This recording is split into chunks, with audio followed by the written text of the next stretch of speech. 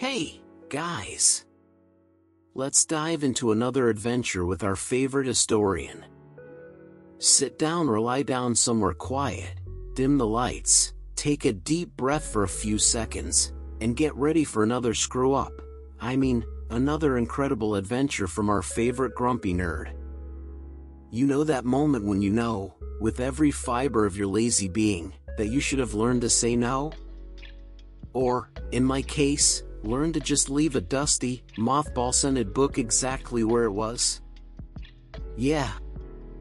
I didn't learn. And apparently, I never will. There I was, once again, heading down the stairs to my grandmother's basement, a place that defies the laws of thermodynamics, managing to be both an oven and a walk-in freezer at the same time. The air is an aromatic blend of mold, nostalgia, and probably some kind of spore that science hasn't discovered yet. The lighting, as always, was courtesy of my grandfather's flashlight, a World War II relic that emits a yellowish, flickering light more suited for telling ghost stories than for actually finding anything. And the book, of course, was there. Waiting for me. Like a patient and sinister creditor. Tempus Deviationum. The Latin title sounds fancy, but the loose translation is something like a how-to guide for ruining your Saturday afternoon. And like a complete idiot with a master's degree in bad decisions, I opened it. The parchment pages made that dry, rustling sound, almost a whisper, and there it was, a new spell, a new destination, a new opportunity to complain about things that no one else in history has had the chance to complain about. I read it. Aloud, obviously.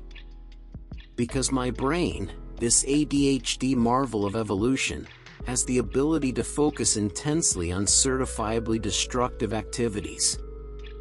In tempus calidum, ubi neo men luminaria regnant, or whatever the hell it said. I wasn't even paying close attention. The result was the same as always. The smell of mold was replaced by the smell of ozone. The basement dissolved into a swirl of colors that would make a unicorn puke.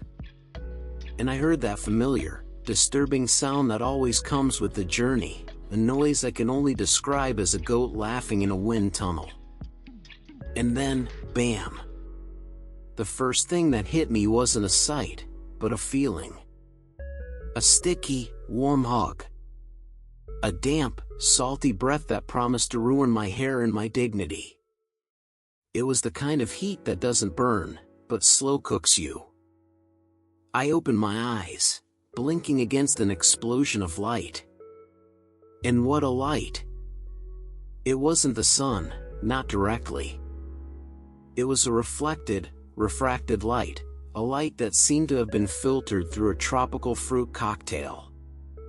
Hot pink, turquoise blue, peach yellow. A symphony of pastel tones that assaulted my retinas, which were used to the darkness of the basement. I was standing, awkwardly, in the middle of a wide sidewalk, surrounded by low, elegant buildings with smooth curves and geometric details. They looked like giant, decorated birthday cakes. Hotels, probably. And on every one of them, glass tubes filled with noble gas glowed with an almost obscene intensity. Neon. Miles of neon, drawing flamingos, palm trees, martini glasses. Welcome to Miami. Or rather, judging by the fashion, welcome to the 80s. The decade when good taste went on vacation and never came back. My outfit, a faded gray sweatshirt and worn-out jeans, screamed out of place louder than a fire alarm. Around me, the parade of humanity was exuberant. Men with white linen blazers over colorful t-shirts, the sleeves arrogantly rolled up to their elbows. Shoulder pads. So many shoulder pads that it looked like everyone was preparing for a football game at any moment. Women with permed hair that defied gravity, shiny leggings, and more makeup than an entire cosmetics store. It was a spectacle. A walking aesthetic catastrophe. And deep down, I knew I was witnessing history. The history of fashion, at least. The air was vibrating. Literally. The sound was a cacophony. On one side, the soft, steady rhythm of the ocean waves, which I could hear but not see. On the other, a pulsating electronic beat coming from a convertible that drove past me. A white Lamborghini Countach. White! Obviously. A guy with a thick mustache and sunglasses, even at night, was at the wheel, while a melody with a sensual saxophone and a drum machine dominated the soundscape. Mixed with that, conversations in English and Spanish intertwined, loud laughter, the clinking of glasses. It was the soundtrack of change, a cultural cauldron bubbling under the neon lights. I was on Ocean Drive, the pulsating heart of 80s Miami, the real-life setting for the future virtual playground of Grand Theft Auto. The irony was so thick I could feel it in the humidity. My first need, as always on my forced trips, was to find a place to sit and process my misery in peace. I spotted a sidewalk cafe with small round tables and wicker chairs. Perfect. An oasis of contemplation in the middle of a hurricane of excess. I found an empty table in the corner, the best spot for a cynical, out-of-place observer like me. From my prime position, I had a panoramic view of the street, the parade of exotic cars, and the local fauna. It was like watching a National Geographic documentary about a newly discovered tribe whose main mating ritual involved hair gel and synthesizers. The waiter, a young man with curly hair and a smile that seemed rehearsed, approached. He said something in Spanish, too fast for my brain to process. I just pointed to a bottle of water on the next table. He nodded, still smiling. The hospitality was almost aggressive. While I waited, I focused on the buildings. The Art Deco architecture. It was fascinating, in an academic way. I knew the history behind it.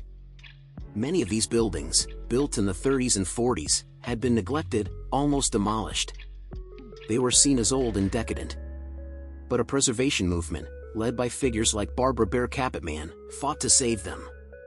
They saw the beauty in their streamlined curves, their nautical motifs, their optimistic symmetry. And now, in the 80s, this resurrected architecture became the perfect canvas for the city's new identity. The pastel shades, the neon lights, it wasn't the original color palette, but it was what the decade demanded. It was a layer of artificial glamour, vibrant makeup on an old structure, perfectly reflecting the city itself. An old Florida lady who suddenly got rich, had plastic surgery, and decided she was going to party until dawn. My moment of architectural appreciation was interrupted by a conversation at the table next to me. Two men, both wearing silk suits that looked expensive and uncomfortable in the Florida heat. One was older, with a tan, sun-wrinkled face.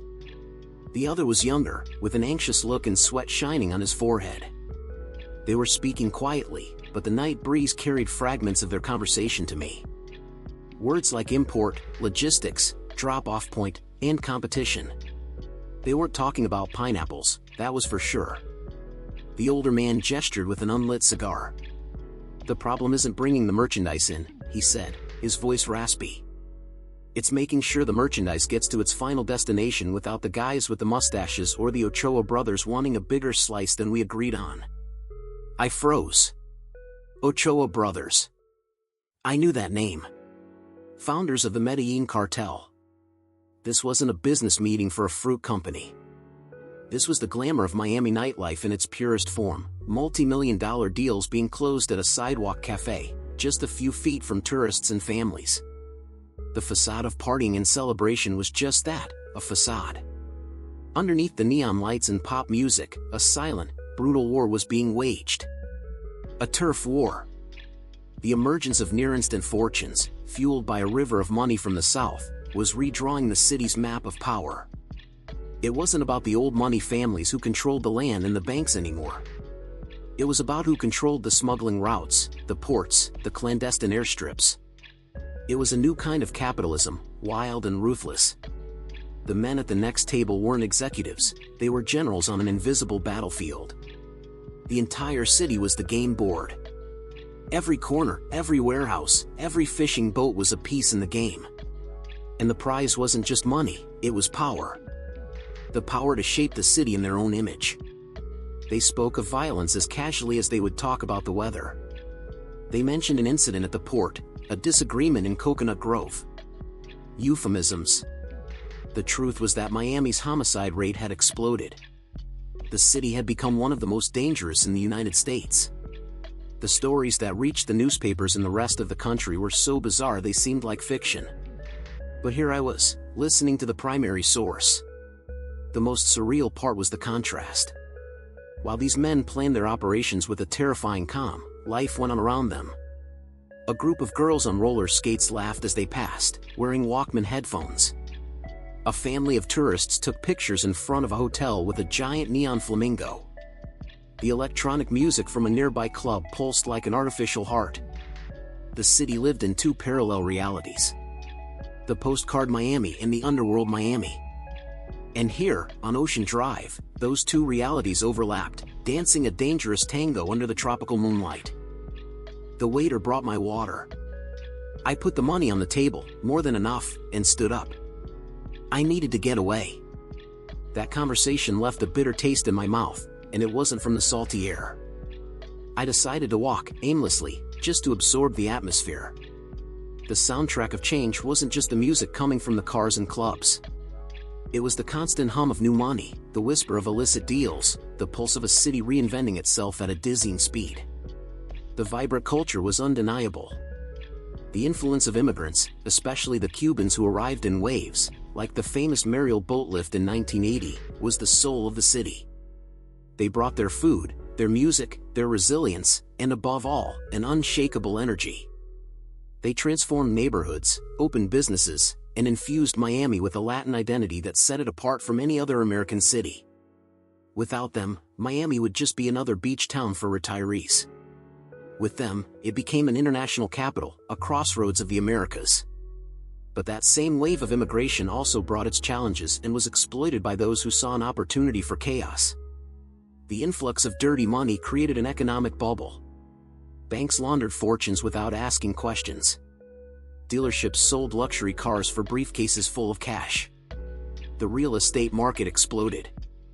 The city was addicted to this money, and the consequences were visible everywhere, from the skyscrapers beginning to sprout downtown to the palpable tension under the glamorous surface. I kept walking, feeling like a ghost. An observer from a past that was more vivid and chaotic than any history book could describe. Every face that passed me told a story. The amazed tourist, the hard-working immigrant, the discreet drug dealer, the bored socialite. They were all pieces in this complex and contradictory mosaic. Miami wasn't a city. It was a state of mind. A fever. A dream fueled by greed and salsa, wrapped in neon and humidity. And I was right in the middle of it, with my sweaty sweatshirt and my braces, completely, absolutely, and wonderfully screwed. The night was just getting started.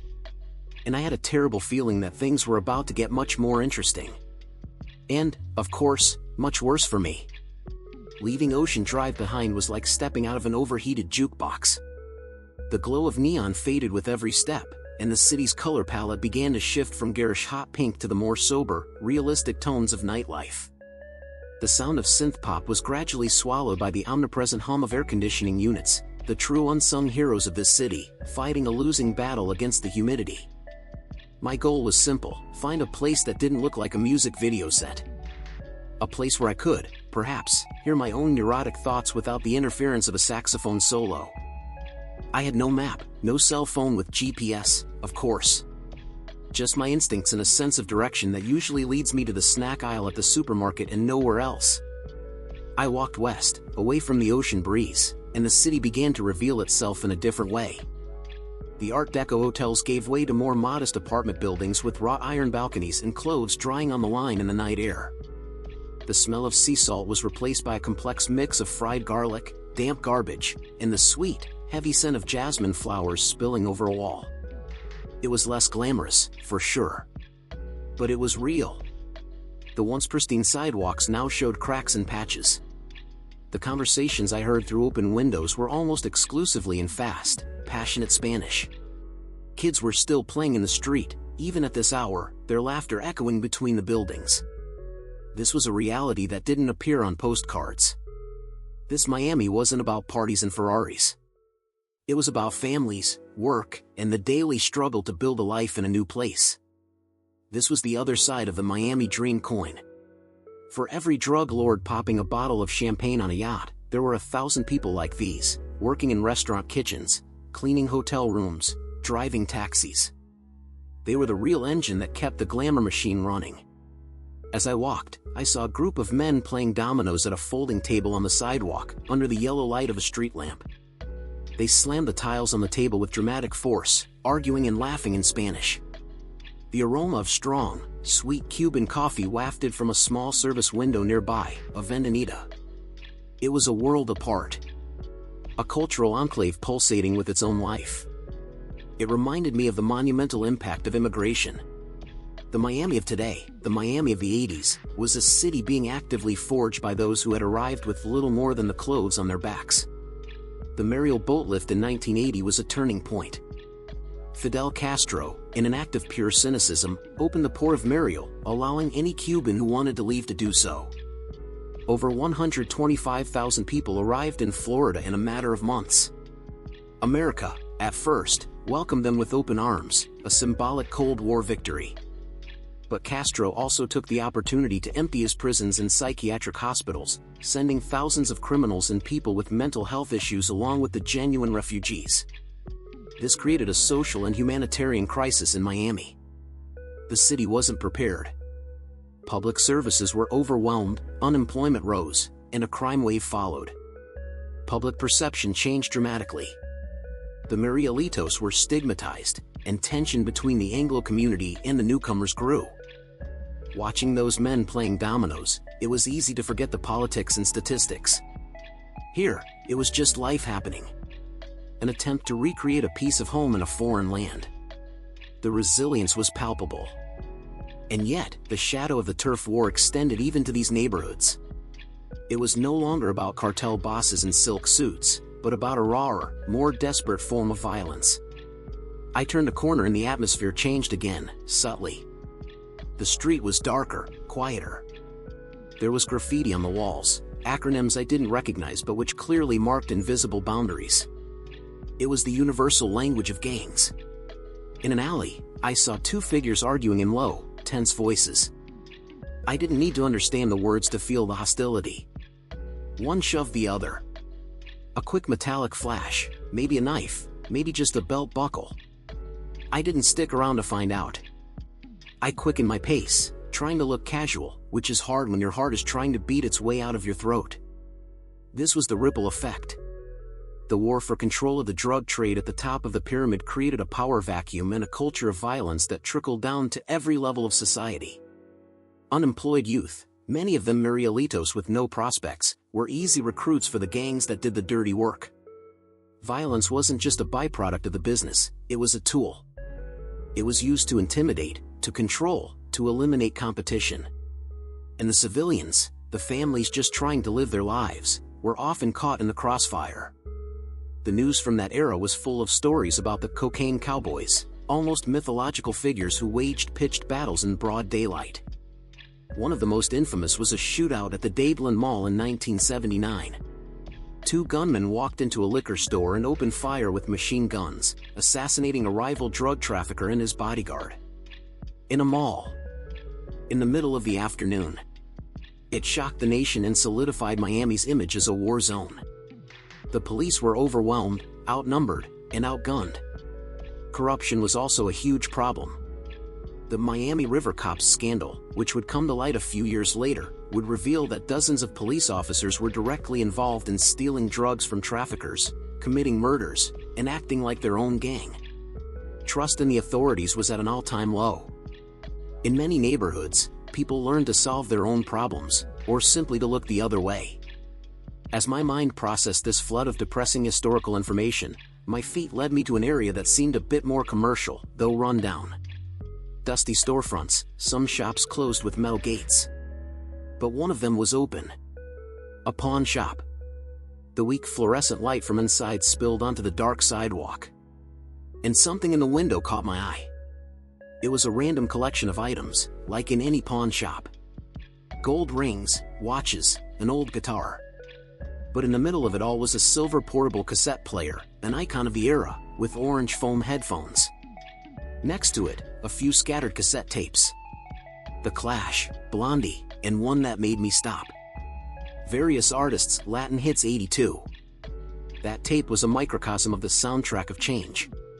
The city didn't just dance to American pop and British rock. Miami's heart beat to a Latin rhythm. Salsa, merengue, cumbia, these weren't just songs. They were the expression of a cultural identity that refused to be erased. Artists like Celia Cruz and Tito Puente, who were already legends in their home countries, found a new audience and new relevance in Miami. At the same time, a new generation of artists, like Gloria Estefan and the Miami Sound Machine, was creating a brand new sound, fusing Latin rhythms with American pop, funk, and disco. It was the sound of assimilation and celebration. Music that could be played at a quinceañera in Little Havana just as easily as in a chic club on South Beach. It was a musical bridge between two worlds, proof that the city's culture was a dialogue, not a monologue. This cultural fusion was Miami's most powerful and positive force. It happened everywhere. In the cuisine, with the creation of Floridian dishes that mixed Caribbean and American flavors. In the language, with the rise of Spanglish, a hybrid that reflected the city's bilingual reality. And, of course, in the music. The soundtrack of Miami was complex, vibrant, and at times contradictory, just like the city itself.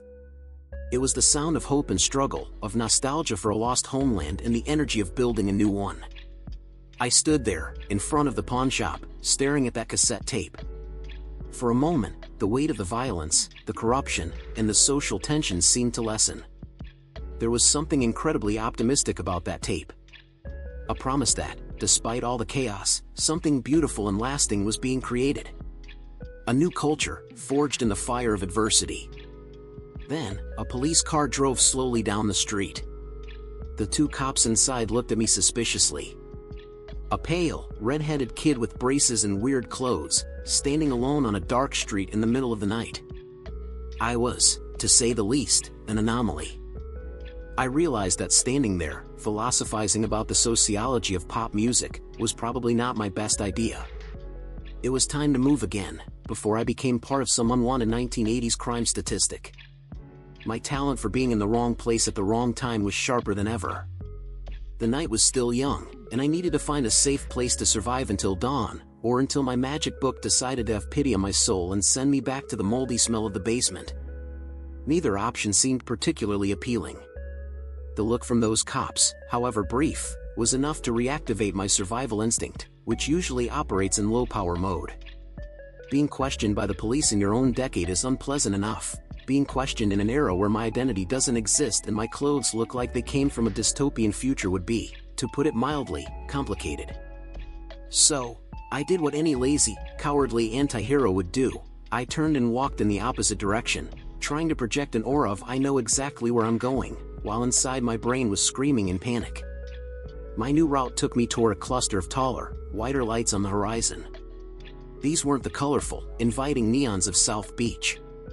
These were cold, piercing lights, emanating from glass and steel skyscrapers that tore through the night sky.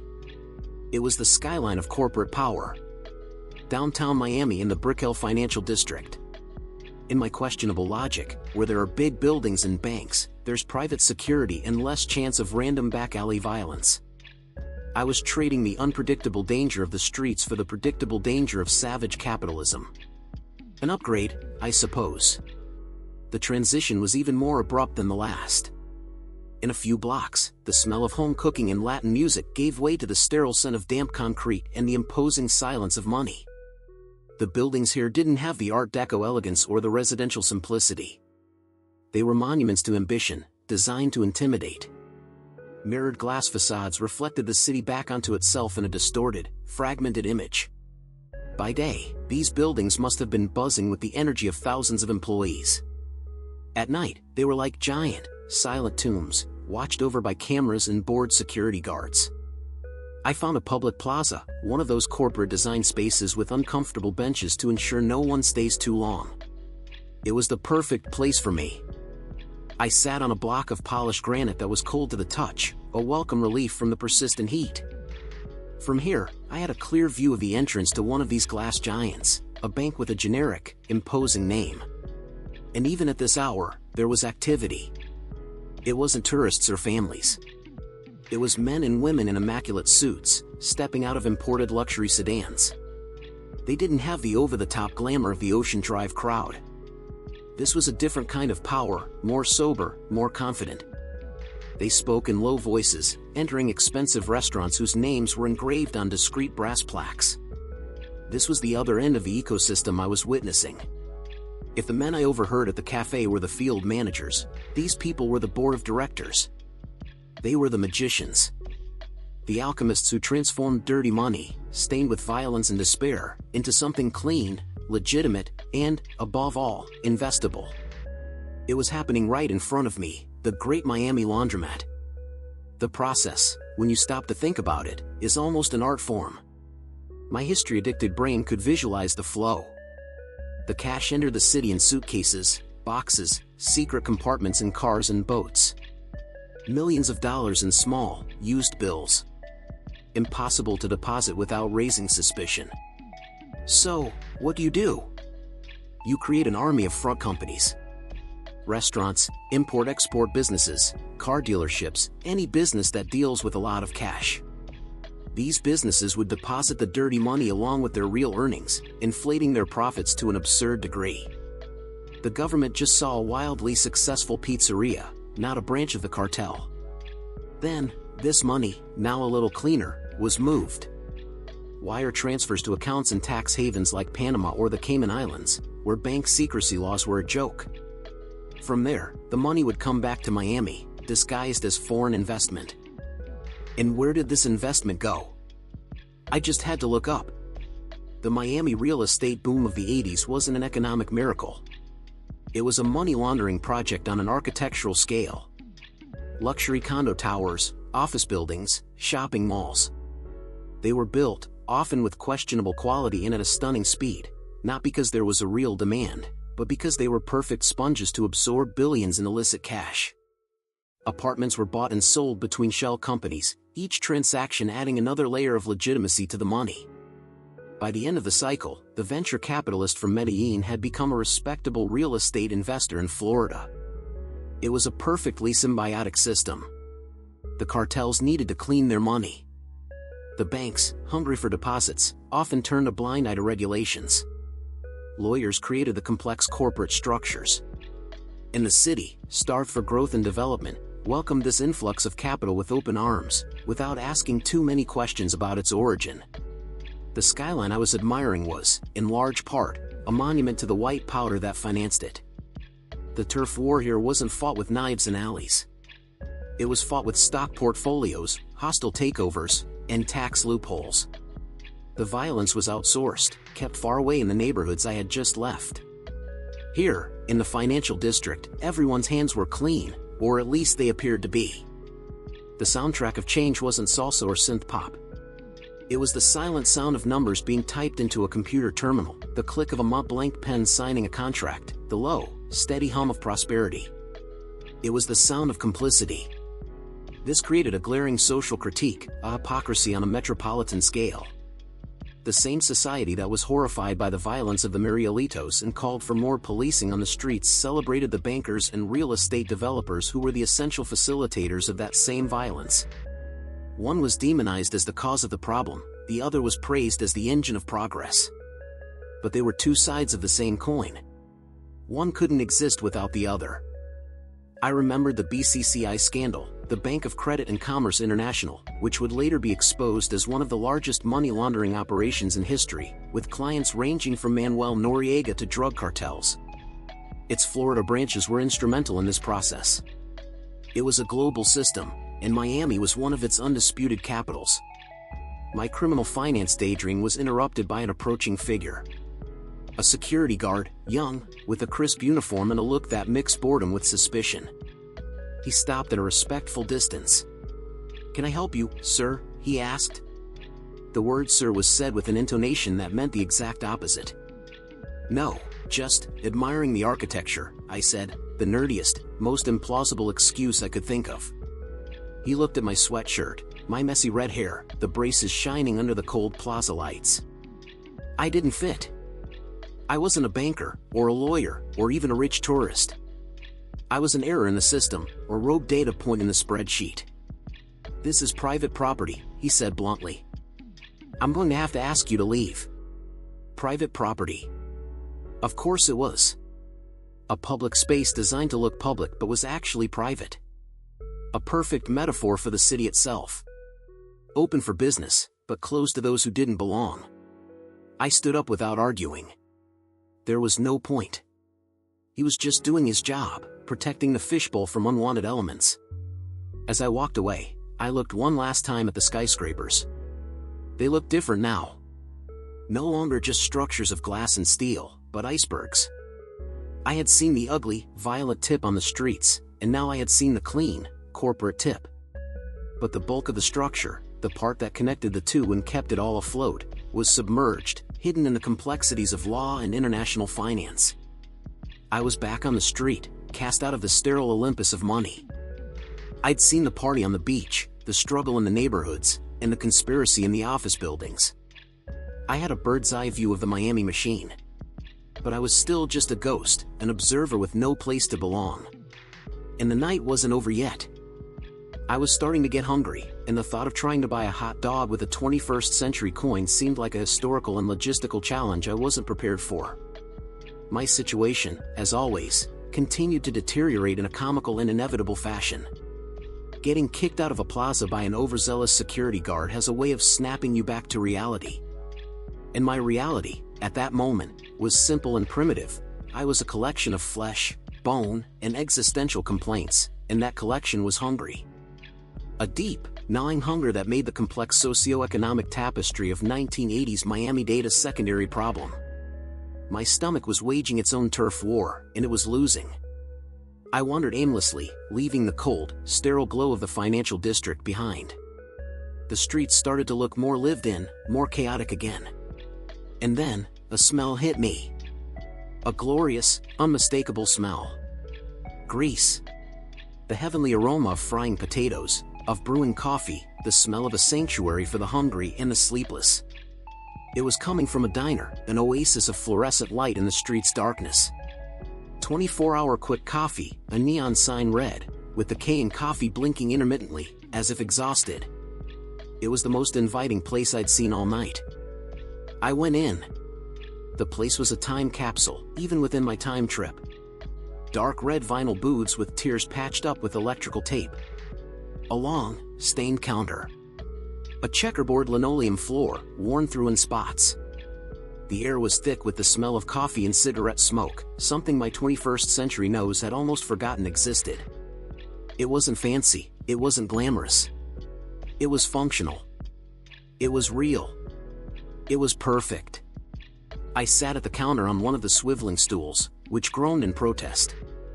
Behind the counter, a middle-aged cook with a sweat stain on the back of his shirt moved with robotic efficiency, flipping burgers on the griddle. The only other employee was a waitress. She must have been in her 40s, maybe older. Her hair was pulled back in a tight bun, her face showed tired lines, but her eyes were alert and quick. She moved with an economy of motion that only years of practice could teach. She stopped in front of me, a notepad in her hand. "What'll it be, hon?" she asked. Her voice was raspy, tired, but the hon sounded genuine. I looked at the greasy menu and pointed to the first thing I saw: eggs, bacon, and toast. Breakfast food at 2 in the morning. The height of desperation cuisine. She wrote it down without judgment and moved away. From my perch at the counter, I had a view of the diner's entire microcosm. At the tables were a few truckers, cops finishing their shift, a group of kids who had probably just left the club. And, in a corner booth, 2 women in hotel-made uniforms, talking quietly in Spanish. They were the ones who interested me. They were the invisible face of glamour. The glamour of the nightlife, which I had seen firsthand on Ocean Drive, was an expensive performance. And like any show, it needed a backstage crew. It was women like them. They cleaned the rooms where the deals were made, changed the sheets on the beds where the excesses happened, collected the empty champagne bottles. They saw the reality behind the Art Deco facade. They knew the city's truth. The waitress, whose name was Agnes according to her name tag, was another part of this machine. She served the men who bragged about their new cars, wiped up the coffee they spilled, and smiled for a tip that was probably a tiny fraction of what they'd spend on a single round of drinks. I saw one of those types walk in. Linen suit, gelled hair, a gold watch worth more than the entire diner. He snapped his fingers to get Agnes's attention. I felt a pang of anger on her behalf. She, however, just walked over to him with saintly patience and took his order. She'd seen 1,000 guys like him. He wasn't special. He was just another customer. For her, glamour wasn't a dream to be chased, it was a job to be done. The turf war, for these women, wasn't about kilos of cocaine or smuggling routes. It was about the daily fight for survival in a city that was becoming more and more expensive. I overheard the maids talking. They spoke about the rent, which had gone up again. About how one of their sons was sick and insurance didn't cover the doctor's visit. About the danger of walking to the bus stop so late at night. The real estate boom I'd witnessed in the financial district wasn't an abstract concept for them. It meant their neighborhoods were being gentrified, that the buildings where they lived were being sold to investors who wanted to build luxury condos. They were being pushed to the margins of the city they helped build. The violence that scared the tourists was, for them, a constant, close threat. It wasn't a newspaper article about a mall shootout. It was the real possibility of being mugged on the way home. It was the worry for their kids, that they wouldn't be recruited by gangs. They lived with a level of stress and danger that the men in silk suits would never know.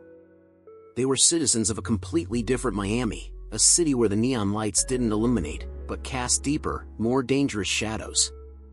Agnes placed my plate on the counter. The eggs were perfect. The bacon, crisp. I ate like there was no tomorrow, which, in my case, is always a statistical possibility. As I ate, the soundtrack of change, here, revealed itself in its most human form. It wasn't a fusion of musical rhythms, it was a fusion of accents and stories. Agnes spoke to the cook in a southern accent in English. She answered a customer in broken but functional Spanish. The maid spoke in a fast, melodic Cuban dialect. The sound of the diner was the sound of the real Miami, a patchwork of cultures, united by the need to work and survive. The perspective of women, especially immigrant women, was one that official history often ignores. They were often the center of the family, the ones who held everything together while their husbands worked 2 or 3 jobs. They navigated a new country, a new language, a new culture, often facing sexism from both their home culture and the new one.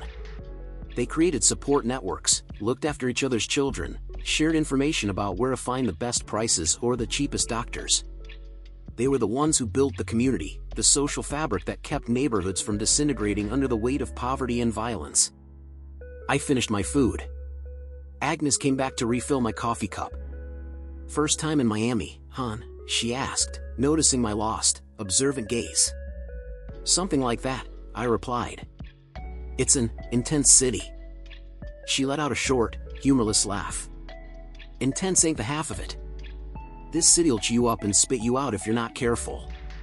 But also," she paused, looking out the window at the dark street, "if you're tough enough, you can build anything here." In that one sentence, she summed it all up. The brutality and the promise of Miami. The danger and the opportunity. She was the living testimony of the resilience that held the city together. She and the thousands of women like her. They were unsung heroes, far more admirable than any cowboy with a machine gun. I paid for the food, leaving a generous tip with the few bills I'd somehow managed to transmute, a long, boring story involving a minor spell in a trash can. I left the diner and stepped back into the night. My stomach was full, but my mind was even more restless. I had seen the city from the top, from the corporate suites. And now I had seen it from the bottom, from the perspective of those who served the coffee. The two realities seemed further apart than ever. And yet, they were intrinsically, dangerously, and inseparably linked. I felt like I was close to understanding the whole picture. But the night still held one last piece of the puzzle. Stepping out of the diner and back into the night was like plunging back into a dream. With my stomach finally at peace, my brain had plenty of energy to process the night's flood of information. I had traveled a full spectrum of the human condition in just a few hours, in a single city. I'd seen ostentatious wealth, calculated violence, corporate greed, and the quiet dignity of labor. It was too much information for an ADHD brain that, on a normal day, struggles to decide between two types of cereal.